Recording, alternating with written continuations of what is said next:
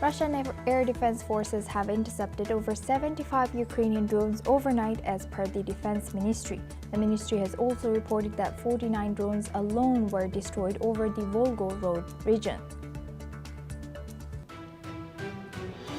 The European Union has urged Russia to stop making nuclear threats and has called on all parties to avoid actions that could lead to a new arms race. This comes as Russian president ordered plans for a possible nuclear test. Sudanese paramilitary group has agreed to humanitarian truce proposed by US-led mediators as per reports. The RSF's agreement to the proposal comes over a week after the group seized El Fasher city that has been under siege for over 18 months. More than 50 world leaders are gathered in Brazil's Amazon city of Belém for pre-COP30 climate summit. But the absence of China, the US, India, and Russia underscores the challenges of global unity on climate action.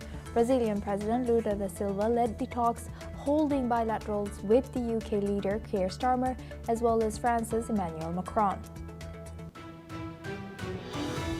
US President Donald Trump will host leaders from Kazakhstan, Kyrgyzstan, Tajikistan, Turkmenistan, and Uzbekistan at the White House. To strengthen the ties, the summit aims to secure US access to the region's vast uranium, copper, and rare earth reserves as Washington seeks to reduce dependence on Russia and China for its critical minerals.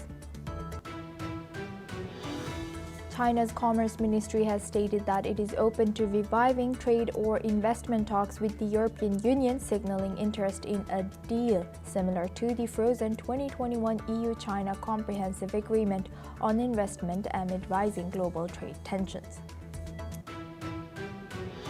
Asia's most powerful tropical storm this year, Typhoon Kalmaegi, has made a landfall in Vietnam.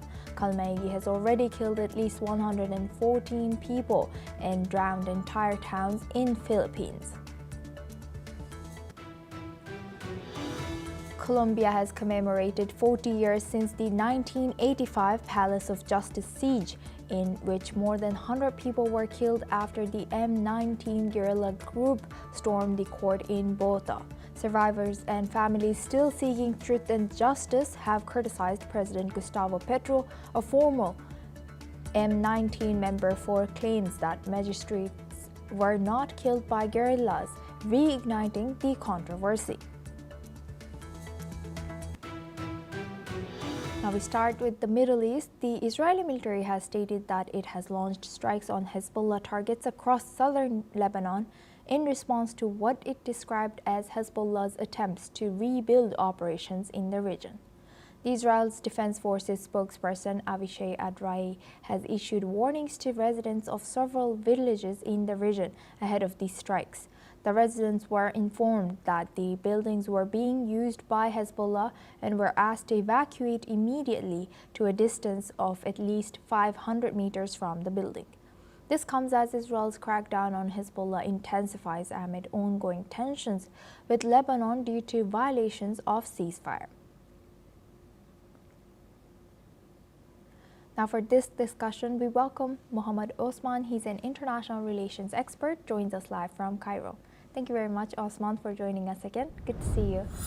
Osman, now looking at this news coming in from Lebanon and Israel, how do you think the continuous violation of Israeli strikes on Hezbollah targets, especially inside of Lebanon, affect the stability of this Israel-Lebanon border? And how do you think it is affecting the prospects for long-term peace and reconstruction in southern Lebanon, while it makes efforts to disarm Hezbollah and regain military arms, their own armies' power? Thank you for having me, Asuma. It was a pleasure to be with you on your respectable screen. So this Israeli escalation is no surprise at the moment. It comes, of course, after repetitive Israeli threats that they will escalate against Hezbollah in Lebanon. They do claim that Hezbollah is not complying with the ceasefire agreement by refusing to completely disarm, and that the Lebanese government has been unable to disarm Hezbollah in accordance with U.S. Demands. However, the ceasefire agreement between Hezbollah and Israel never stipulated that Hezbollah should be completely disarmed. What it said was 2 years back, when it was mediated by the United States, that Hezbollah has to withdraw from the south of the Litani River, and that its infrastructure has to be dismantled in this area. Basically, that this area adjacent to the Israeli border should be completely demilitarized. This is what the agreement said.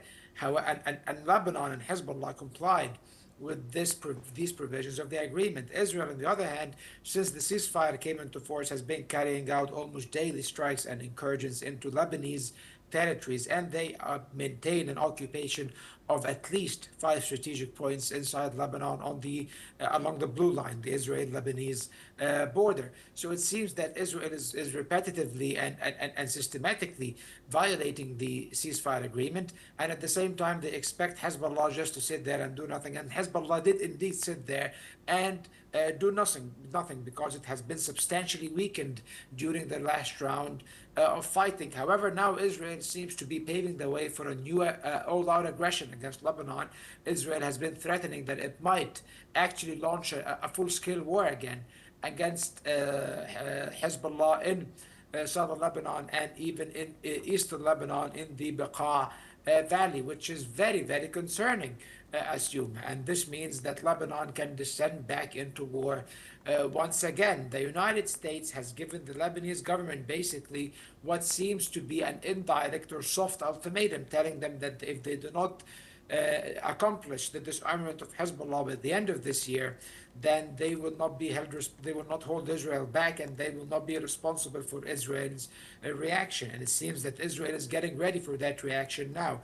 They have carried out several military drills along the border that basically simulate an invasion of southern Lebanon, and it seems that they are preparing for a wider military operation inside Lebanon. The UN just today warned that such Israeli violations, especially the huge airstrikes today, might actually threaten the ceasefire, because at some point Hezbollah might just respond to Israel's violations. And I think, Asuma, this is what Israel really wants. The Israeli government wants Hezbollah to be provoked into responding to its provocations, so that an all-out war might start again in Lebanon, through which Israel can expand more into Lebanese territory and acquire more territory inside southern Lebanon, maybe establishing a buffer zone or even occupying the south of the Litani River. And the Netanyahu government, since the war in Gaza is now frozen,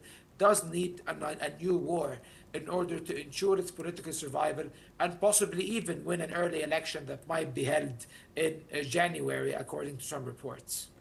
So, is there any other party or anyone in the government who can keep stronghold of Lebanese borders and protect its sovereignty? As you also mentioned, the reasons or underlying reasons of Israel could be even occupying more territory and expanding its territory to southern Lebanon. Unfortunately, the national government of Lebanon and the Lebanese army are caught between the hammer and the anvil, basically, the hammer being Israel and the anvil being Hezbollah. Hezbollah, a radical fundamentalist organization, in my opinion, that has been running a parallel state inside Lebanon for the past few decades, has basically crippled the Lebanese economy and the Lebanese government. And unfortunately, their forces are even stronger than the Lebanese army. And if the Lebanese army attempts to disarm them by force, this will lead to civil war, especially that Hezbollah is very popular within the Shia community inside Lebanon. And Lebanon is a multi-confessional country that is run on confessional basis. There's a power sharing agreement between the different religious communities of Lebanon, the Sunnis, the Shiites, and the Maronite Christians, and other segments. So any attempts to force Hezbollah to do anything will be viewed as an attack on the Shia community, which might start a new civil war in Lebanon. And on the other hand, at the same time, Hezbollah has been carrying arms outside the sphere of the state and refuses to allow the state to monopolize the use of force, the right to wage war and make peace, and also the right to possess arms. This is something that Hezbollah is denying the Lebanese government. And on the other hand, Israel is trying to violate Lebanon's sovereignty in defiance of international law, basically. And unfortunately, the Lebanese army, because it is so weak and underfunded and under-equipped, it cannot really hold back an Israeli invasion. It will be wiped off in a few days if it decides to confront any invading Israeli force in an attempt to defend their national homeland. So the Lebanese government is not in a position where it can be envied. It's completely unenviable from the way from where things stand. Assume Lebanon is in very dire straits, and of course Israel is to be held responsible in the first place, and also Hezbollah shares a very great portion of that responsibility as well. Right. Thank you for sharing the extensive insight from all angles on this Israel, Hezbollah, and Lebanon's current situation. Thank you very much, Mohammed Osman, for sharing that insight all the way from Cairo. Please stay with us as we come back to you for our other discussion as well. Now, moving on, a U.S. judge has approved a request by the Justice Department to dismiss a criminal case against Boeing in a deal that allowed the plane maker to avoid prosecution on a charge stemming from 2 fatal 737 MAX plane crashes that has killed 346 people, but harshly criticized it. Judge Reed O'Connor granted the DOJ's motion to dismiss the case, which would have otherwise required Boeing to pay or invest more than $1.1 billion as part of the penalty. The decision comes despite heavy public criticism, particularly from victims' families and advocacy groups who demanded corporate accountability.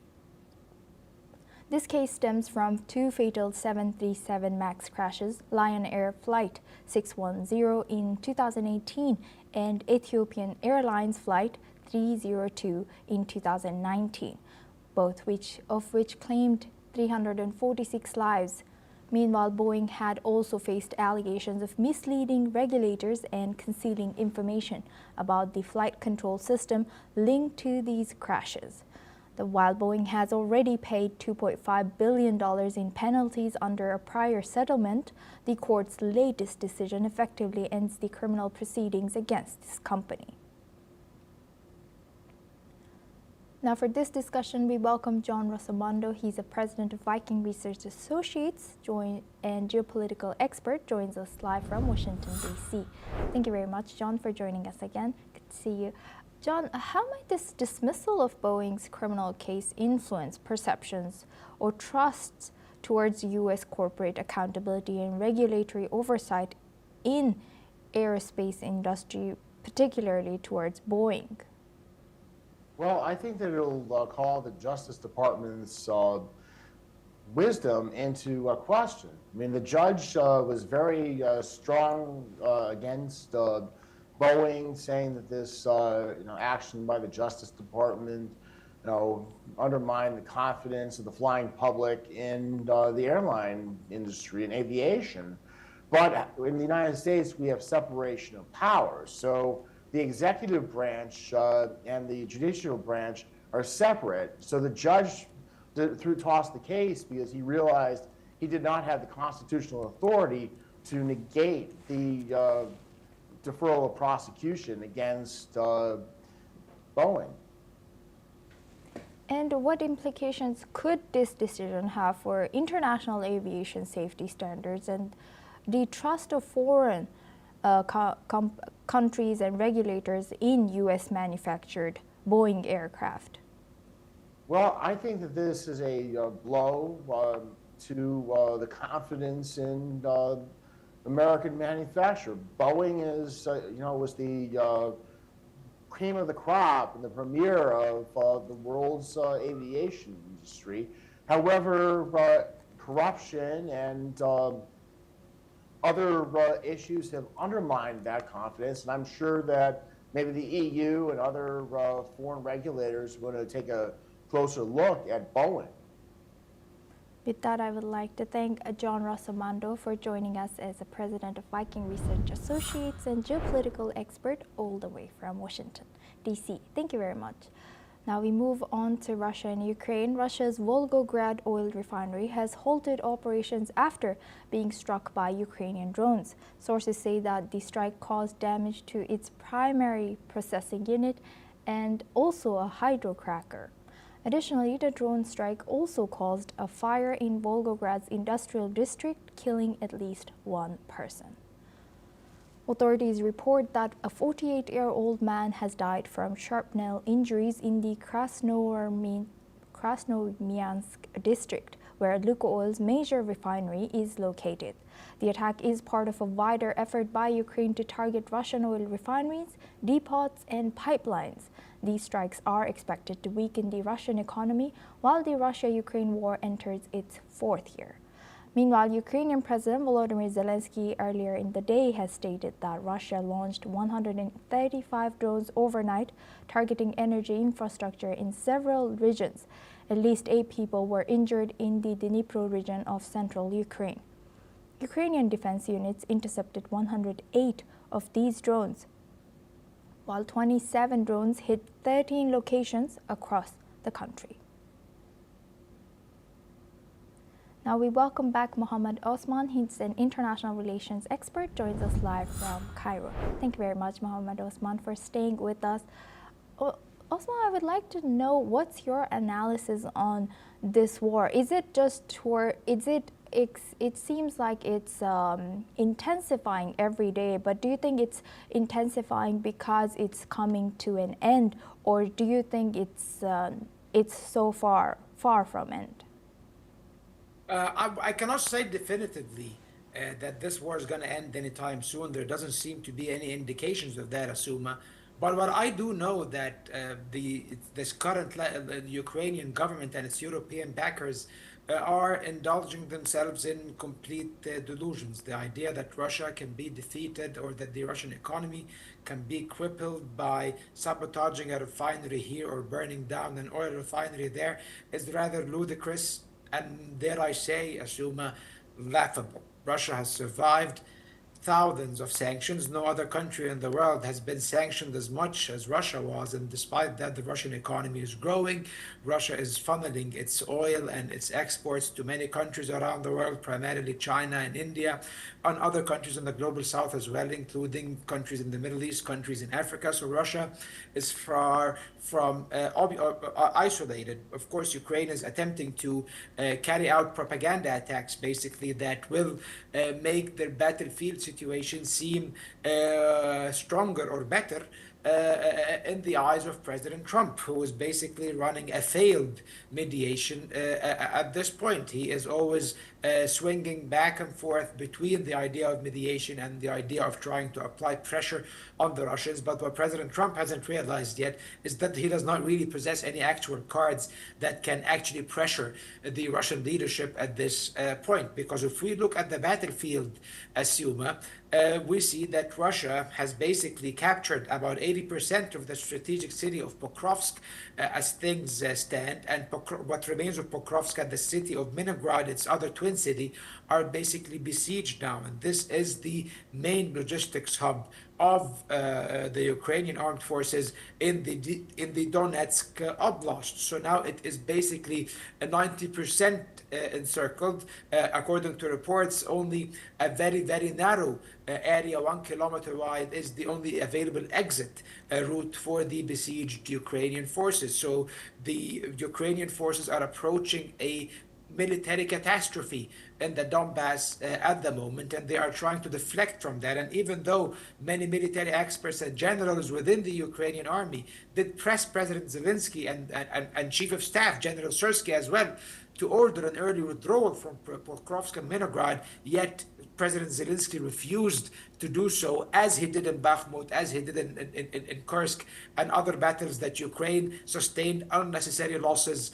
in at the moment. President Putin has always put a condition forward in order to end this war and reach a conclusive peace agreement, and that is that he needs the entirety of the Donetsk and Lugansk region to be turned over to Russia, meaning that the remaining areas under Ukrainian control, about 20% of Donetsk, needs to be evacuated by the Ukrainian armed forces. In addition, of course, to Ukrainian neutrality and Ukraine refraining from joining NATO. Of course, the sticking point has been the Donetsk issue, and President Trump tried to pressure President Putin in order to do away with that and accept a ceasefire along the current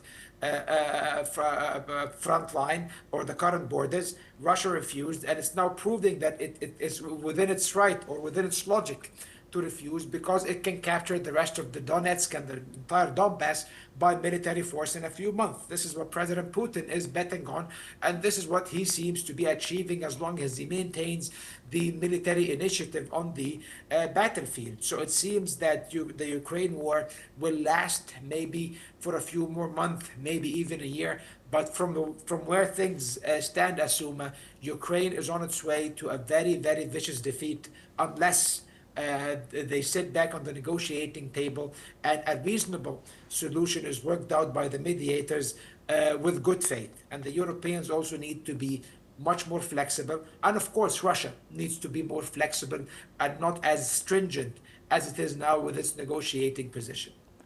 Right. With that, I would like to thank Mohammad Osman for joining us today and sharing your insight as an international relations expert from Cairo. Thank you very much. Now we stay in the region.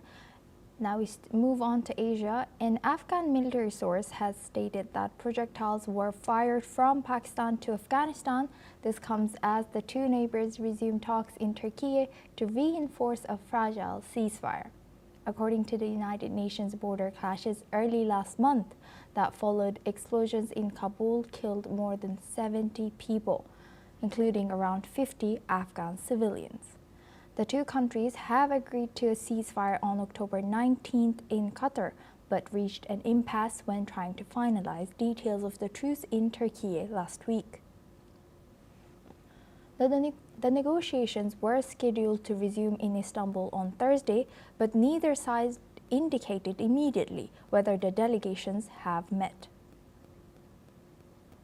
Now, for this discussion, we welcome retired Major General Dr. Rajan Kochhar. He's a senior strategic and defense expert, joins us live from New Delhi. Thank you very much, Major General Dr. Rajan Kochhar, for joining us again. Good to see you. Now, how do you think, how might this reported projectile attacks from Pakistan into Afghanistan impact this current status of relations between Afghanistan and Pakistan, also knowing that the ongoing peace talks are planned, but we don't know if they were held or not? Thank you very much. It's a very interesting phase here we are seeing in South Asia, where two countries who were reportedly very close to each other are now at loggerheads to each other. And the developments have been taking place since 2021. Basically, it's a long and a complicated history between Afghanistan and Pakistan, and it is shaped by the ethnic, political, and territorial factors. Before coming to commenting on your question proper, a perspective is also required to be given here that the center of dispute actually lies the Durand Line. It's 2,670 kilometers of border. In 1893, the Britishers had drawn this line, but it's got no significance for Afghanistan because they have the people of the same ethnicity on both sides of the line. So Afghanistan does not recognize that line, and Pakistan is building fences after fences on these lines. So that is the start point of the dispute. Second is that Taliban and Tehreek-e-Taliban, let's understand these two entities first. They have Tehrik-e-Taliban Pakistan uh, are people from Pakistan, a part of the original Taliban earlier, and fought together as mujahideens against the Russians. And when the Americans were also here, they were also fighting against the American occupation, and they are basically kith and kin.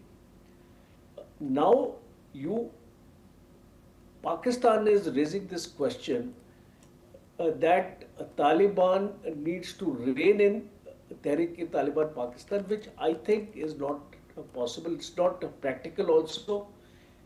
Taliban is openly has made a statement that we don't control them, we don't help them, and we don't harbor them within Afghanistan. So if that is the stand Taliban is going to take, this stand is contrary to what Pakistan thinks, because Pakistan is of the firm opinion that Tehrik-e-Taliban Pakistan is being nurtured by the Taliban in Afghanistan. So in case you are not coming to a common point of acceptance of whether Tehrik-e-Taliban Pakistan is being nurtured by Taliban, so uh, any kind of a ceasefire is not going to happen, or in case it will be happening, it will be a temporary one, as we are seeing this case. And why Taliban and Pakistan are coming to a ceasefire is because of the pressure from China. China has got its own economic interests in Afghanistan today. A number of Chinese companies are working in Afghanistan, and China is also interested in expanding its CPEC network from Pakistan into Afghanistan and onto the Central Asian republics. So there is a vested interest of China here, and that is why Pakistan is being pressurized here to come to some sort of an agreement with Taliban. But as I see things now, and with the Russians also coming into play, trying to support Taliban, Taliban feels that it is not isolated today. And India has also Yes. expressed its desire to have its own projects executed in Afghanistan. So today, Yes. Taliban is of the opinion that Pakistan is dispensable, and Pakistan can be dispensed upon, and we need not depend on Pakistan for anything. And that with that presumption, I think, and my overall assessment of the whole situation is that since Taliban is denying the presence of Tehrik-e-Taliban in Afghanistan, I don't think there can be any kind of a settlement between Pakistan and Taliban, and things are very ominous for Pakistan, because in my ultimate analysis, I would like to state here that things will start happening in Pakistan, not only in Khyber Pakhtunkhwa and Balochistan, where the predominant Pashtun population is there, but I believe that it can also extend up to Punjab and Sindh. And if that happens, then Pakistan is very vulnerable. And I think that's why Pakistani military, especially the Pakistan army, is perturbed of the number of attacks which are taking place in Pakistan by the Tehrik-e-Taliban Pakistan. And my last point is the ISIS Khorasan. This is one entity which is still present in Afghanistan, and there would be a possibility of Pakistan nurturing them, financing them to create some problem for Taliban in Afghanistan. So I think it is quite a cocktail of things which are happening now, and I don't visualize any great chances of a permanent ceasefire. Building on your answer, Major General, do you think these, as you mentioned, some countries like the shifting regional alliances of Pakistan's ties with China to US and Afghanistan's relations with India and Russia, do you think these countries can influence the outcome of current ceasefire negotiations? You see, Pakistan will have to change its stance. I am certain that these countries have the power, and United States has been given a rebuff by the Taliban in Afghanistan because Taliban does not want any presence of United States in Afghanistan. The Bagram airbase was a contentious issue which the Taliban leadership very, very clearly brought out that we don't want the Americans here. So if the Americans are not going to be here, they're not going to take it lightly. You know, you have to understand America because America has an interest in this region, and that's why we are seeing that Pasni port, which is in Balochistan. The Americans have got into it at the excuse of the rare earth elements and things like that. So I think America is going to be present in this region. America is not going to take this rebuff, and America is going to instigate Pakistan to target Afghanistan and Taliban in particular to ensure that ultimately Taliban is pressurized for some American presence in Bagram. And the other conflicting part is of the China, because China will not be interested for any American influence in this area. So I don't think as of now, because these two superpowers are at loggerheads with each other.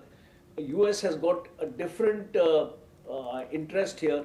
China has a different interest here. So I personally feel that not much of influence could be made on Afghanistan to alter its stance. It will be Pakistan who would have to reconcile on this issue and try to come on some understanding as far as the Durand line is concerned, as far as the Pashtun identity is concerned, because unless Pakistan comes to that kind of standing, I don't think Taliban is going to relent. And let me put it across in a very, very precise manner. If you understand Pashtuns, if you understand Pathans, they don't take these things, they take their sovereignty as a very, very high pedestal.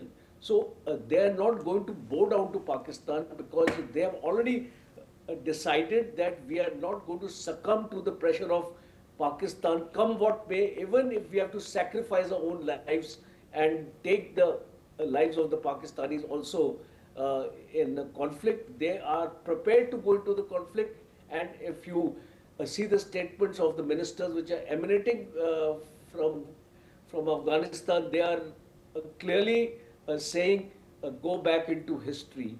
See what happened to Russians who tried to interfere in Afghanistan. See what happened to the Americans who tried to interfere into Afghanistan, and the same will happen to Pakistan.